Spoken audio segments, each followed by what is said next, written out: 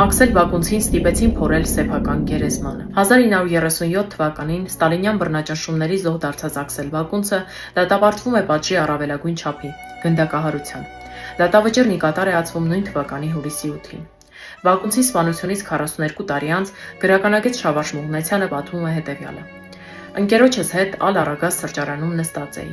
Մեզ մոտեցավ մի ռուս տարեցմարդ Երևանի կոմունիստ ռուսերեն թերթ ձեռքին։ Բացեց թերթը և ցույց տալով Բակունցի նկարը պատմեց հետևյալը. Ես Դնեպրոդերժինսկից եմ։ 1937 թվականին ծառայում էի այստեղ, Երևանում, ներքին գործերի բաժնում։ Ամառվա մի գիշեր մեզ ասացին, որ պետք է կալանավոր տանենք գնդակահարության։ Գրող. Այսօր առավոտ այս թերթն առա և տեսնելով այս նկարը իսկույն ճանաչեցի, որ այս մարդուն ենք տարել։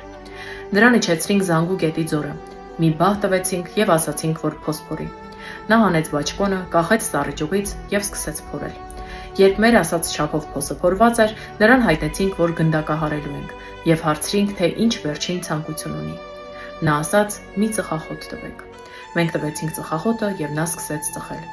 Երբ գլանակը վերջանում էր, գետնից 2 ծղոտ վերցրեց և ծխախոտի մնացորդը դրանցով պահած շարունակեց ծխել։ Երևի ուզում էր մի քանի վայրկյանով երկարացնել կյանքը։ Երբ ավարտեց, առաջարկեցինք աչքերին շոր կապել, բայց հրաժարվեց։ Այդպես էլ նրան գնդակահարեցինք իր փորած փոսում։